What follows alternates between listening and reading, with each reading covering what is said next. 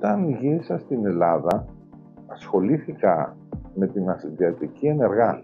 Χρησιμοποιήθηκα από την ΕΠΟ, Ελληνική Ποδοσφαιρική Ομοσπονδία τότε, για πολλούς αγώνες πρώτης εθνικής τότε, που γινόντουσαν στην Ελλάδα και συμμετείχα ως γιατρός αγώνων σε πάρα πολλά ντέρμπι, τα οποία γινόντουσαν τότε τα περισσότερα στο Ολυμπιακό στάδιο. Είχαν έδρα και οι τρεις μεγάλες ομάδες του κέντρου, δηλαδή ο Ολυμπιακός, ο Παναθηναϊκός και η ΑΕΚ.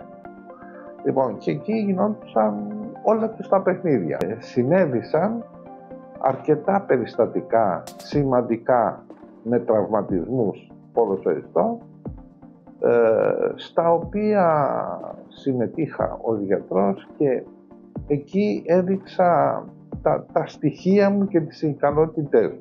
Αυτό οδήγησε περίπου μετά 1-2 χρόνια από τη χρησιμοποίησή μου σαν γιατρός αγώνων της ΕΠΟ, με οδήγησε στο να αναλάβω ως υπεύθυνος γιατρός σε όλα τα τμήματα της ΠΑΕ Ολυμπιακός καταρχήν και γενικά σε όλο τον ερασιτέχνη. Δηλαδή είχα το ποδόσφαιρο, την επαγγελματική ομάδα, αλλά συγχρόνως είχα το μπάσκετ, είχα το βόλεϊ, είχα το πόλο, ομάδες δηλαδή, στις οποίες ο Ολυμπιακός πάντα πρωταγωνιστούσε. Συνεργάστηκα με κορυφαία ονόματα του χώρου τότε του ποδοσφαίρου, ένας από τους οποίους ήταν ο Λάγιος Ντέταρη, που είχε έρθει τότε με τεράστιες περγαμηνές ως κορυφαίος Ευρωπαίος ποδοσφαιριστής στον Ολυμπιακό, ο Ντένις ο Νικολαίδης που είμαστε μαζί στον Απόλλωνα, το Ζαμπίδη που ήταν αθλητής μου και πολλοί άλλοι. Τότε μπήκα δυνατά στο χώρο της αθλητιατρικής, τότε άρχισα και ο ίδιος να διαφημίζω την επιστήμη και την ειδικότητα αυτή. Αυτή τη στιγμή είμαι και πρόεδρος της Ελληνικής Αθλητιατρικής Εταιρείας και γενικά είμαι ένας αναγνωρισμένος αθλητίατρος από ό,τι όλοι λένε.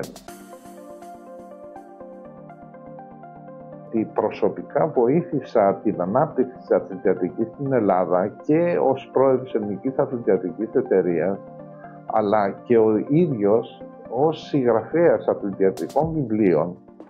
Έχω γράψει 3 συγκεκριμένα, τα οποία είχαν τεράστια επιτυχία. Ειδικά το πρώτο, η αθλητιατρική στην πράξη, που εκδόθηκε βασικά γύρω στο 90-91, έκανε ρεκόρ πωλήσεων για ιατρικό βιβλίο, έχοντας 16 εκδόσεις των 3.000 εντύπων βιβλίων, μάλλον η έκδοση, που στο χώρο της ιατρικής είναι μεγάλο ρεκόρ. Το 1999 έγραψα ένα άλλο πάλι βιβλίο που είχε σχέση με την αθλητιατρική, δηλαδή πρώτες βοήθειες και αθλητιατρική, και τώρα τελευταία, πριν περίπου λιγότερο από χρόνο, κυκλοφόρησε το καινούριο μου βιβλίο, το οποίο είναι ένα